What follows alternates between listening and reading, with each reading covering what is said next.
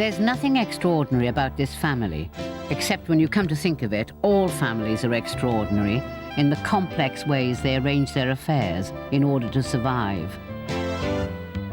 Going on with our saga of changes in the balance of family life, we meet Chris, who is the partner to Pauline's granddaughter Louise.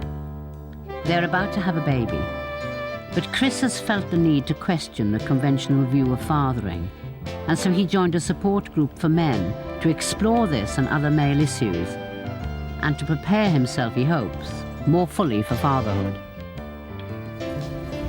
Chris, have you married Louise? Yes. Yeah. We got married about a short time ago. Yeah. That was in Devon. We designed our own ceremony. Yeah. Where? This was in Devon. Yeah. And we chose, an appropriate site, invited all our friends and family. Yeah. And as I say, we designed our own ceremony because we felt that was the way to make the ceremony, the ritual, ours. Yeah. In what way was it? I mean, did you have a religious ceremony? Well, it was our own sort of mixture of religions, really. We basically decided why we wanted to get married, and then made vows and promises to each other according to what we sort of believed in. But so, have you got a legal marriage? I mean, did you? No. No. But as far as you're concerned, that is your marriage. Oh, we are married, yes, and we feel married. So. Yeah. And then, did anybody think this was weird in the family? Right. I think my mother had to sort of swallow hard and sort of, just think about it for a while, sort of take it in, assimilate it all. So now then, what did Louise's children, by another marriage, think of all this? They thought it was great. They really participated in the whole event and helped out, and they were there on the day, really, and I really felt their blessing, for it. And I guess, we've become, through that ritual, actually, we've become much more of a sort of unit, working family unit. And that was helpful to them. I think it was a sort of a visual for them to see, yes, Chris and Louise are really together. So that's important for them as well. But, the actual ceremony itself was so wonderful, so beautiful. It was outside and it was in nature. And we had a sort of Central Asian style tent where we got a bit like a sort of exotic marquee where we actually had the ceremony. And, the sun came out and it was all so sort of lovely that I think everybody really assimilated the whole idea and really enjoyed themselves. So it all sort of really came together, which was really nice, because obviously it's something to worry about. A lot of people associate it, don't they, with the 60s, with drugs, with hip flower power, with... I wasn't sure if they still did that, but I guess they do. It's peripherally, it's there, but certainly not the intent that people have brought here. Very serious practitioners and therapists are here. Yeah. Do you believe that it works? Some of it, I do, yes. Yeah. And here we are. Correct.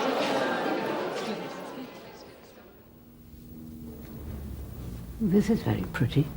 I didn't imagine all these wooden struts. Very silent. Now tell me, where are we exactly? We're in a yurt, Central Asian tent, basically. Thousands of years old, very sacred design. And it's what people would live in out in the Tian Mountains in northern China or Kyrgyzstan. Have you ever lived in it? No. We use it on family holidays. It's very comfortable, as you can see. Very warm, very dry. Very well designed, and it packs up into a big car boot. When you met Louise, she was divorced, but she had 2 children. So you take on 3 people. Was that difficult? Yeah, there was a big adjustment process, and that's still going on. As I say, being a single, free, so to speak, male, moving about as I wished, it was a big difference, and that's what I meant about the preparation, that I've been doing. Certainly taking on other people's kids, which I do in the way that we live to a certain extent. I don't take on the role as their father at all. They have their own relationship with their father, and of course, we're blessed by that, very much. I do take on a role of friend and guardian to them, and someone to hopefully to enjoy time with. I mean, we come, our perspectives on life are so very different. They have, more childish or childlike perspectives, and I have a more adult now perspective, and we just exchange that all the time in this relationship, and it's very wonderful. At times it's really hard, and I have to really force myself perhaps to tell them off or something like that, something as sort of basic as that, I can find really difficult. When Louise became pregnant, did you start to be jealous of the baby growing inside her? Now a lot of men do. Right. No, I haven't. I have felt that it's a very unsupported time for a man. All the attention focuses on the woman, quite rightly. She's in need of a lot of support and nurturing at that time. But the man is somehow left out of the equation. And I think what happens for a woman in terms of her body, she sort of goes inward and requires a sort of outside protection. Now the man traditionally, perhaps symbolically, would provide that. I've got an image in my mind of a pregnant woman and a man's arms around, protecting her from the outside world. The arms have got to expand as the pregnancy gets bigger and bigger. Right. My arms have been long enough so far. But there's no protection or no support for that man. And actually I found it quite a difficult time. Emotionally all sorts of things happen in a pregnant woman's body, hormonally. So you go through quite a few ups and downs during that period. And your usual access to support in your partner is perhaps denied some of the time, or it doesn't feel so solid as it has done. And that's where I felt very supported by male friendships I've cultivated, perhaps through men's groups that I've done. And I think it's really important to emphasise that men need support too, especially around that time, because there's a lot going on in a man's life. But I've reached out for that support. I felt I've had to, because it didn't automatically come to me. Louise found she could go to birth classes and support groups and things quite easily, which she's done, and it's been very helpful. For me, there was nothing, in terms of what society offers.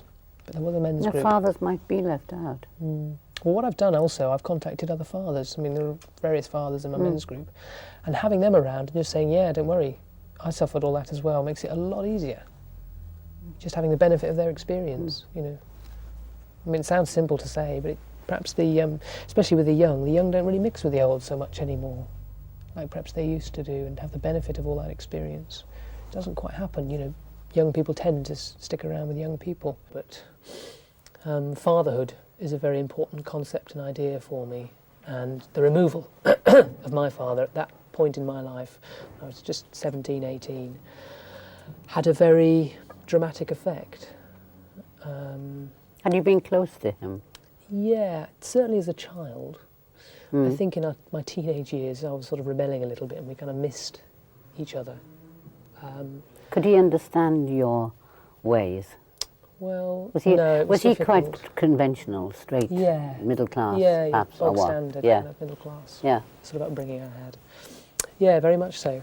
At that stage, I was 17, 18, I'd just gone to university. I hadn't really started to explore all the different avenues that I've done since, which university helped open up for me. So in that sense, he didn't have to challenge that. But what he did have to sort of face was my introspection. I think my teenage time was a very difficult time because I couldn't articulate really what all the things that were going on in my head. And I recognise there's a lot of young people today. And he didn't really know how to deal with that. And society, I believe, doesn't really know how to deal with that particular time of people's lives. Were you withdrawn? I didn't feel I grew up with a language of articulation, certainly emotional articulation.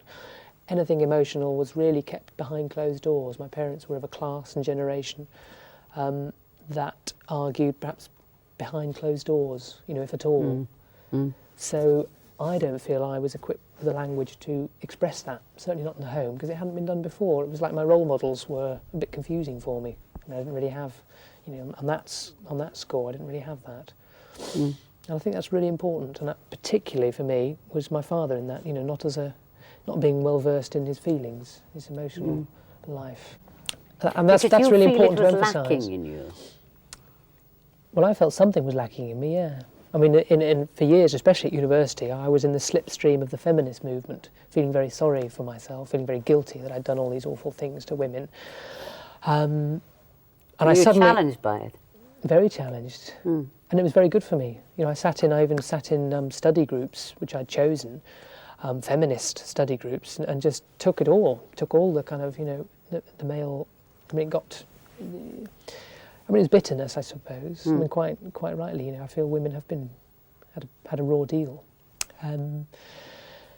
But out of that, I started to feel unhealthy as a human being. I shouldn't feel bad about myself. I shouldn't feel guilty. There is a part to masculinity that I felt ought to be celebrated, but not in a kind of too exclusive or macho or anti-feminine way. I mean, which, going down the pub possibly, with your mates might represent to some women. I mean, obviously it's not that bad. But meeting in a group to work on yourself, to work on your nurturing qualities, to develop the feminine side within you, seems a very positive thing, certainly for male-female relationships. Do you think you've become articulate emotionally? Much better. I mean, really, that since I started hanging out in men's groups, I suppose, and worked, very hard within male workshops, for want of a better word, and I've done several of those, working very specifically on specific issues, like getting in touch with sort of feelings a little bit, bringing them up to the surface so that they're more contactable, so I know where I stand at the moment, or who I am much more. But I will say that when men choose to come together in that way to support other men, there is a magic that's there, that is just there, and it's inexplicable, and it's very, very amazing and revealing and wonderful. Would you ever let women in? No. Why? Only because it can only happen amongst men. It's like there are certain things that only men can deal with and witness with each other. But it's often blocked women and men from contacting each other. Right. I don't think it's that's blocked them, in looking at men's issues, is to get closer to women. I mean, that might sound like a contradiction in terms, but the more I know about myself and the more I can articulate my feelings and learn in a very safe space how to show these feelings, how to or who to be, who I am, the more I can do that, the more I can then take that back to my partner, perhaps, or my close women friends, and express that and be in a whole, real relationship. And I also support women who do that as well, so that when they come back together, they are more whole. It's a conscious decision to work on yourself, to improve yourself, so that you can be a better person, so you can be a better partner, you can be a better husband, better father. So how will you bring all this to fatherhood? Good question. I've no idea, Mavis. Does Louise think the same way as you do, that you must share as much as you want to? Oh yeah, she encourages me in that, absolutely. I mean, shares the burden. I mean, childhood can be a real, bind, as you probably know. Will you get up in the night? Yeah, I intend to. As I say, I have a lot of fear about the actual commitment and the sheer amount of energy involved. And in that sense, I don't feel prepared. But I'm sure I will be when it comes to it. I hope I will.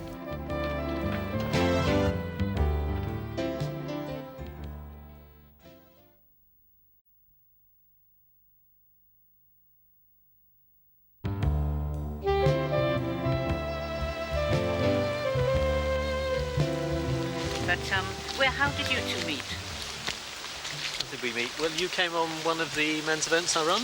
That's right. In fact, you've been on two now. Been on two. You came on another one earlier this year. And I had a recommendation from somebody and picked up a leaflet. So, it said everything that I needed to hear, really. So did you know what you were coming to, or was it a complete surprise? The depth and profoundness of it all was a surprise. I mean, I knew approximately what sort of things we'd cover, but the emotional work that got done in that weekend was a surprise, yeah. Well, were you prepared for that, though? Because, you must have been in a bit of a muddle, or you wouldn't have been looking for help. Emotional muddle of some sort. Yeah. There was definitely a need for sort of clarifying some of the muddle, and it did that for me. Other men articulated their emotional sort of muddles, and it sort of cleared my own, really, to hear the same sort of things from other men. It made me feel normal. Why did you call it Every Man, anyway? Well, for two reasons. One is because we hope every man would feel welcome, anyone's welcome to come, and also because the term every man means words like every man used to mean the person on a journey, on a spiritual quest. Yeah. And there is that dimension. It's not something we emphasise so overtly, but it is what comes out of the work. So, I'm still quite interested as to when you say everyone, but not everyone would want to be out in the open, wants so much to do with nature as you seem to emphasise in your work. Well, that's one part of the work. It's an important part of the work because I think we take men into nature and they start to get a different perspective, a different context for their lives and the decisions they make day by day and week by week and the relationships they're in. So it's important that we do spend time in nature, but it's not the whole of the work we do. There's a long history of men going off into nature in a sort of pioneering spirit with guns and alcohol, basically about controlling nature or having power over nature. Shooting a few animals makes them feel virile. Being the hunter. Being the hunter. I think there's a lot of myth and nonsense about that, quite honestly, that whole history and what that's about. We go into nature for the very opposite reason. We go into nature to humble men, to induce a sense of awe, to remind them that there's a much wider context to things like their everyday life and decisions, their boardroom meetings, or their relationships to their wives and children.